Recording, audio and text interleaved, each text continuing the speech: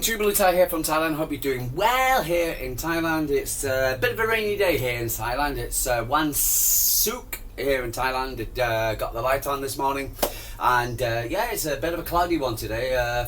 Just had a bit of rain, kind of stopped a little bit. It's been raining all last night, most of last night, and then most this morning.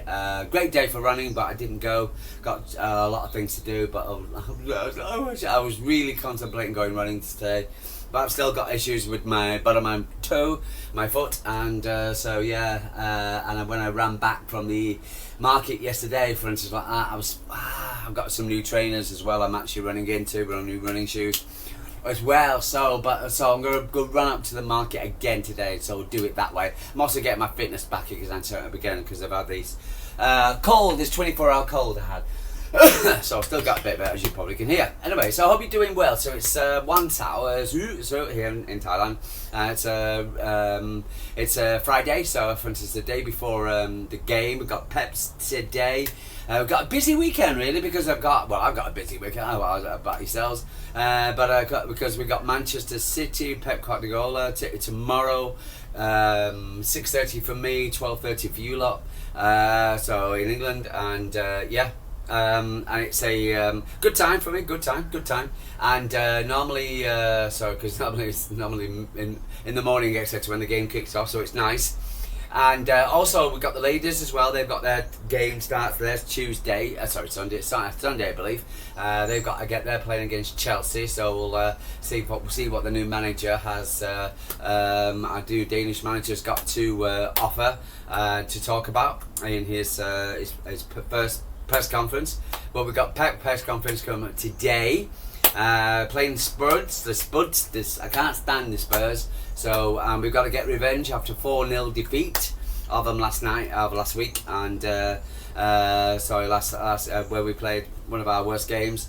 But I think things are going to be different. The stats are 2-5 to Manchester City to win. But before we get into that, let's just clear up a few things. And I just want to do something, but it's not normal for me. But I just want to play you again. I listen to a lot of people. I listen to a lot of talk about a lot of fans, away fans, at home fans, good, smart people, for instance, and a lot of city creators and what they have to say. Not because I can't find my own brain. I don't have my own brain to say, but it's just the fact that do they agree with me? Sometimes they do, sometimes they don't. Sometimes I get right, and certain things, etc. I say, like again, I'll come to the point in a second. Is that, for instance, and I'll listen to it from a rival's perspective, or because to me, I was listening to YouTube yesterday. So watching YouTube yesterday. I was listening to TalkSport. Now, I can't stand TalkSport because, again, for instance, it's very sudden bias. Man United, Liverpool, blah, blah, blah, biased. Anyway, they were talking, Sam and Jordan were talking about Mark Goldbridge, the Forest fan who's now a United fan. Pays that, for instance, he's now got done a deal with Bundesliga to show Bundesliga games. And which is now going to be a massive Bundesliga fan. So on his channel. So, and is this the changing ratio of the changing factor of the Premier League now? For instance, it's are we now watching? Is the YouTube the content creators, are they becoming more important than the mainstream media? And if you look at a lot of things, if you look at politics right now in the UK, of what's going on with the migrant crisis and etc., and the illegals coming over, and for instance, what the mainstream media is saying to what the actual people are saying on the streets and certain whatever, is totally different. So, for instance, and there's a lot of people are finding their voice now. And for me, when it comes to sport. On my football team, I do this channel pure and simple because I don't want to listen to bull. I've constantly listened to Alex Crook or this Goldbridge or talking or Simon Jordan, whatever, slagging off my club, especially on the 115 crap. So and so now it's now changing. I think, and I think people are kind of like listening to what the mainstream media are saying. Sports media, Sky Sports, Talk Sport, saying the same thing, especially on the PSR when the Man City won the PSR, and we believed and knew that, for instance, we won the PSR. But according to the what's it called, Sky Sports, they were still taking the view of the Premier League, and so it just kind of really upset me at that one, and yeah. So for instance, even though we believe we won the PSR argument, Man City against the Premier League, for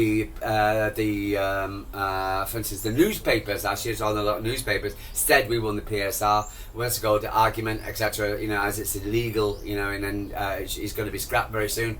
And but for instance, the media, the mainstream media, Sky Sports, went on and said, "Oh, we've just won a couple of Balaguer, no, what's his name? The guy in the black suit for Sky Sports, and says, Man City have won a couple of things, as it were, which is crap." Anyway, so getting to the point is the fact that, for instance, now it's the first time it's happened now. A YouTuber has now got the rights to screen German football.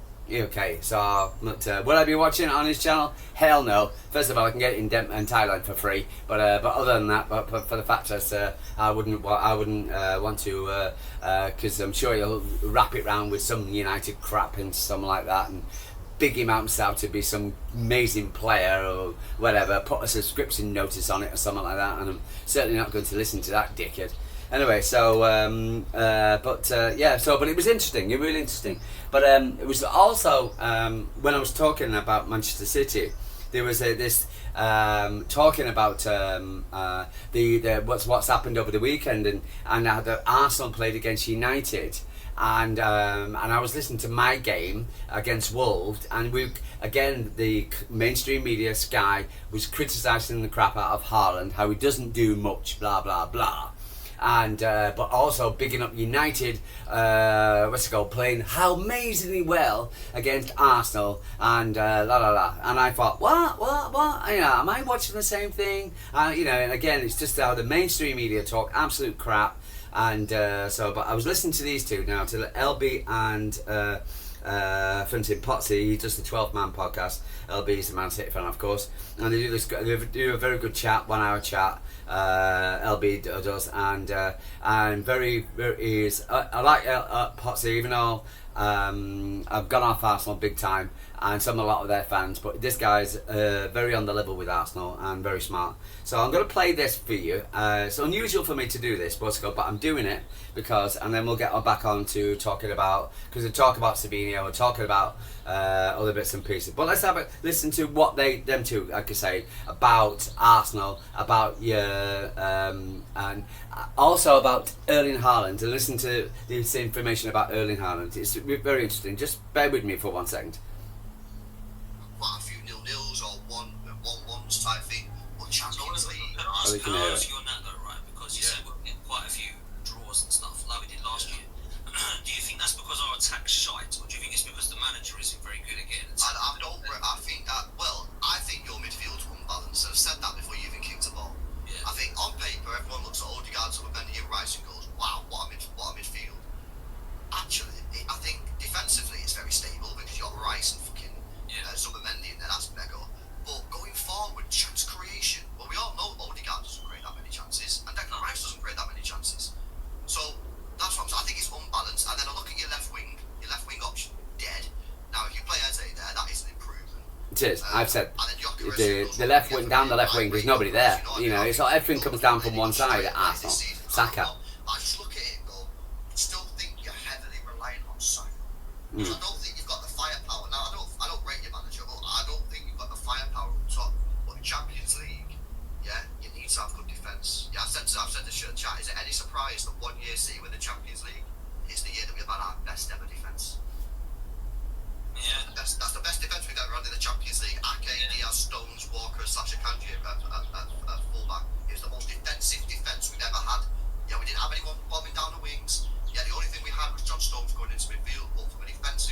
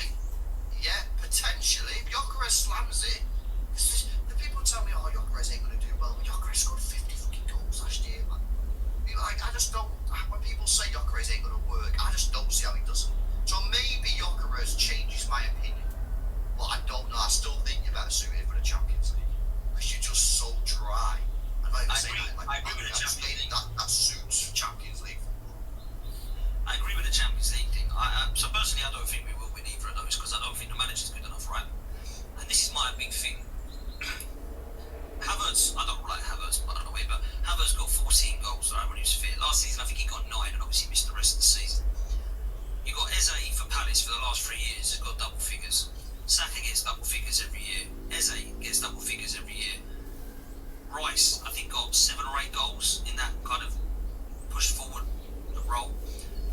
Erdegaard, we saw him get 15 goals a couple of seasons ago. Last year got injured. So they can score goals. I don't think the problem is these guys are shit in front of goal. I think it is a style thing.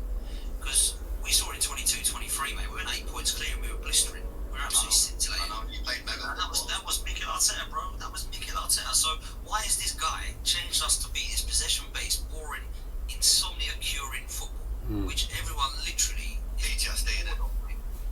Against Man United, I mean, everyone's getting a bit too excited at Man United, by the way, because I didn't think they were that great. Oh, thank you, bro. I thought they were fucking shit. I didn't think they were that great. United were shit. But they weren't Bro, unbelievable. everyone was glazing them, bro, saying Arsenal were lucky to win. I was like, hang on a minute. Yeah, David Wright had to make, 2 saves in the whole game? I know, yeah, it's bizarre, bro. And the goalkeeper... That's mainstream media for you. All talking bullshit. I mean, like, they did nothing, Man United, really. I mean, Raya made a world-class save from Cunha. That was it. I didn't particularly think Cunha was outstanding. I didn't think Ryan Guemo was outstanding either. I thought they were good. That was it. So, I don't know. But anyway... The Cunha glaze was... Yeah, we were.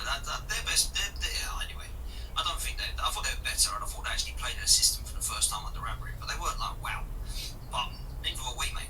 We were poor, really poor. Like, our best player was Raya, and like Ben White. To me, Arsenal were playing at second gear, in midfield, where United were playing at their optimum and still couldn't win. Didn't think he was great. Rice was an absolute shocker, and Saka was bad, bro, really bad.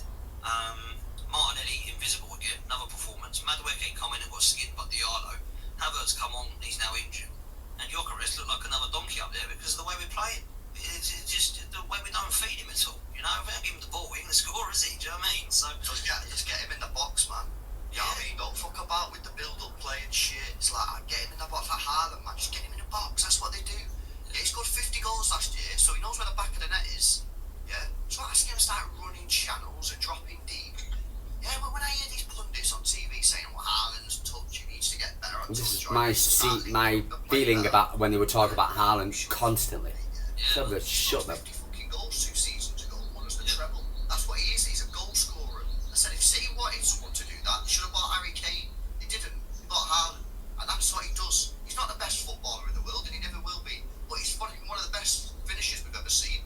Do you know Potsy? I mean, before you start on it, I probably told you because I tell everyone. The top 50, and then we'll wrap up, yeah. The top 50 goal scorers in Champions League history. Yeah. The top 50 goal scorers in Champions League history. So I'm talking your Messis, Ronaldos, your Rooney's, your Zlatans, the ballers, top 50 in Champions League history, right? You've got to understand the names. There's only one player on the entire list in the 50 that has a Champions League goal ratio, 90 minutes of 1 goal per 90 minutes or more. One. Haaland. There you go. Messi doesn't have it, Ronaldo doesn't have it, Rooney doesn't have it, Zlatan doesn't have it, Aguero doesn't have it, Suarez doesn't have it, nobody. Only one, Haaland. And before anyone says, well, that's because he plays for City, funny enough, his worst record is at City. He had a better record of football Dortmund and Salzburg. Yeah, I think he's on like 0.98 or something at City. That's his like record. But like, so the point is, don't ask him to do that, man. People try to overcomplicate everything. Yeah. Yeah. Well, he's absolutely bang on there, for instance, and this is what drives me mad about the mainstream media, about talking garbage about, for instance, Haaland doesn't this, and Haaland doesn't track back, Haaland doesn't whatever, and you know, yeah, here's the stats there, top 50 of the world's most best strikers, the Messis, Ronaldos, you know, and for instance, you've got poor old Erling Haaland, top of the list. Mr. No Track Backer, you know, and I do think he tracks back. I do think he does a lot more than what people say, and so he's definitely becoming a better player, and he's still only 24 for Christ's sake, you know, and still got a long way ahead of him as well, you know. But anyway, so that was good stream there by LB and Potts. They really are. And talking about United and United glaze again, now back to the mainstream media. Talking about, you know, and again, when you're looking at somebody so poor last season and you look better, yeah, great, but don't sit there and tell me that they're the best since sliced bread and they're gonna end up 4th and 5th and etc. Like I've seen bloody Gary Neville saying. For Christ's sake, come on. Guys, let's move on a little bit. Anyway, so let's just go to see what's happened. There's Callum Doyle, by the way. What's it called? We knew he was leaving. For instance, he's signed for Wrexham, so good luck to Callum. Shame it hasn't worked out for you. Donnarumma thing, etc. I do believe, for instance, it's still on, as it were, as far as I'm concerned. I think even though he's been training for PSG, I do believe, for instance, he's. I think Man City need to get it done. Really, we need to get we even though I trust James Trafford, etc. We need an experienced goalkeeper just in case Ederson leaves, and I do believe Ederson will leave. They'll get something sorted out. We just the Turkish are like we're dealing with two damn football teams at the moment, etc. We're just so bad at negotiating and things like that, which in Galatasaray and Spurs, and so I'm just hopefully these 2 deals will get done over the line, and then the 4 deals altogether. Claudio Echeverri, what's it called? Saw him signing his papers at Bayer Leverkusen yesterday, so a big smile on his face. Playing as number 9 as well. That was a bit of a shocker. The new welcome to Manchester City looks pretty decent. No 4 in a row on top. Shame. What a shame. Well, that Josko Guardiola back in training. Yes, good one, Josko. And there's Akanji also, was given the opportunity now. I believe that the deal's done on him, 15 million, but it's up to him whether he wants to stay or go. So there you go. There's Echeverri with his new Bayer Leverkusen kit. So, for instance, number 9. Whoa. Other than that. For instance, there was I was listening back onto the Savinho thing. Let's end on that one. It appears that, for instance, now Liverpool could be in the race. I don't know. I do believe. I think I was listening to a guy called End of Stream Now, Dave. He's a Real Madrid podcaster, and he, for instance, big Real Madrid fan, loves Real Madrid. Moaned hell about the Osasuna. I spoke to a couple of days ago. Result about Real Madrid and Osasuna and how badly they played, and how the fact Rodrigo never came on. Then he's done a stream of 20 minutes chatting about why he feels Alonso is not playing Rodrigo and Rodrigo now needs to go. And it also is. I said it also. He said he's down to the fact that Florian Perez, the Real Madrid manager, president, favours the star man, which is Vinicius Junior, the crybaby, over when Haaland won the Ballon d'Or, over him. And he believes that, for instance, he's in his Alonso's ear to say that you shouldn't play him. Play this guy. Now he's done a 20-minute video, and it sounds credible why he said it. He's now resigned for him to leave, and he probably is now saying, even though he doesn't want him to leave, he said he should leave and then go either to Manchester City, Spurs. I don't think of Spurs, Arsenal or Liverpool. Now, if Liverpool could be sniffing around him because of the Isaac thing. So now I'm hoping the Isaac thing gets done. And Arsenal, but I just hope Man City get it done now, for instance, and get the Savinho. I think Savinho thing will get. Spurs have got Levy has got to put his hand in his pocket and come out with a statement signing for the Arsenal for the Spurs fans, because if he doesn't and he comes out with nothing and he's looking at any proactive negotiations, it comes, and it's just stupid, because it's going to be embarrassing to him, it's going to be embarrassing to the club, it's going to be embarrassing to the to the player, and for instance, he's just so Levy's basically just got to wake up and pay the cash. And then we can get the Rodrigo out there, because I certainly don't want to see him go into Liverpool, and I think we should go and get him now, basically, me personally. And then I'm hoping that after next week that as long as Liverpool have not sneakily come through the back door like they did with the Wirtz thing, and but I do believe Rodrigo definitely wants to play for Manchester City, and I think that's his only option, really, option. But you never know. But we'll see what happens. You know, the players say this, but you know, but I do believe what's it called, the Savinho thing, etc. will get done better next week. To Man City, the City matters. I've come out with a statement regarding the season cards of last season and the freezing of the season tickets, which is good, but also there's some things bad. And if now ask Man City fans going to the games to giving their views, because we've still got the buy go crap, we've still got the you've got to go so many games crap. I put it on the thumbnail, and for instance, because I am worried. I don't want it to involve our season. It's great that we've frozen season cards, ticket prices this season. It's great that we've still got a pretty cheap season cards compared to some Arsenal, for instance, Spurs, the Rags. But I do believe the buy go thing, and you've got to go so many matches, and you might lose your tickets, and the interference by the fans. Now they've got cameras, facial recognition cameras now, of making sure that you're the name of the person on the season card coming through, which is I don't think they're up and running this week, but it is a worry. Anyway, but guys, I'm going to love you and leave you, and I'll talk to you later, tomorrow probably, regarding for instance, the Man City game. So tomorrow morning for me, or it's called early morning for you. Guys, I'm going to love you, leave it. True blue tie from Thailand. I'll speak to you tomorrow, and have a great day.